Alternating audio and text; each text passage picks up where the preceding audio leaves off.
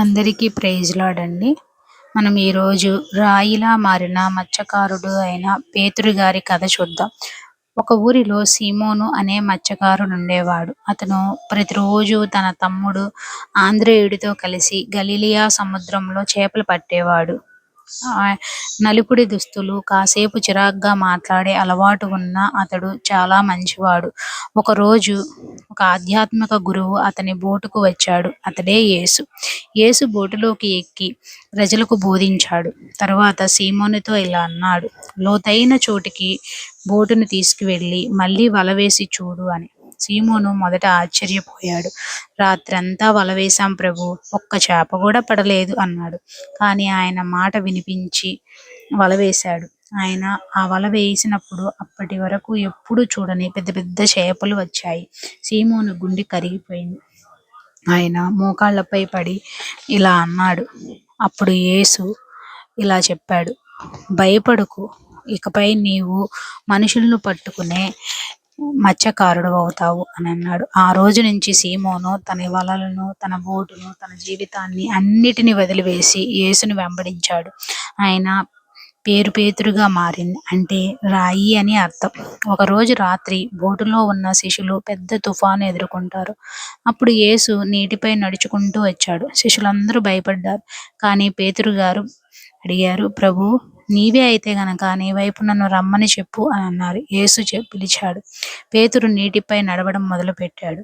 కానీ గాలికి భయపడి ఒరిగాడు. ప్రభు, నన్ను రక్షించు అని అన్నాడు. యేసు అతని చేయి పట్టుకొని పైకి లాగి ఇలా అన్నాడు, నమ్మకం తక్కువగా ఎందుకు భయపడుతున్నావు అని చెప్పి అన్నాడు. తర్వాత యేసు ఒకరోజు అరెస్ట్ అయిన రాత్రి పేతురు భయంతో ఉన్నాడు. వెళ్ళిన ప్రతి చోట ప్రజలందరూ అడుగుతూ ఉన్నారు, నీవు అతనితో ఉన్నవాడివే కదా అని.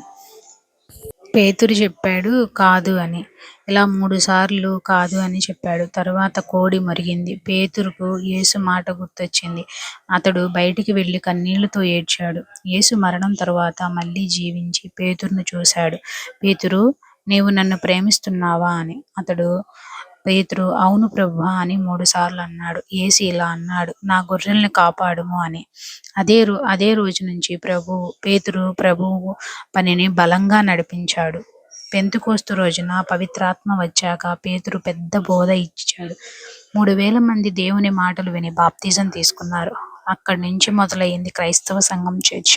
పేతురు దాని మొదటి నాయకుడు అయ్యాడు. చివరికి రోమన్ వారు అతన్ని పట్టుకున్నారు. సిలువ వేయబోతున్నప్పుడు పేతురు ఇలా అన్నాడు, నన్ను యేసు వలె సిలువ వేయకండి, ఆయన కన్నా నేను అర్హుడిని కాను.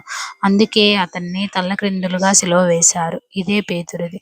ఒక మత్స్యకారుడి నుంచి శిలగా మారిన మానవుని కథ.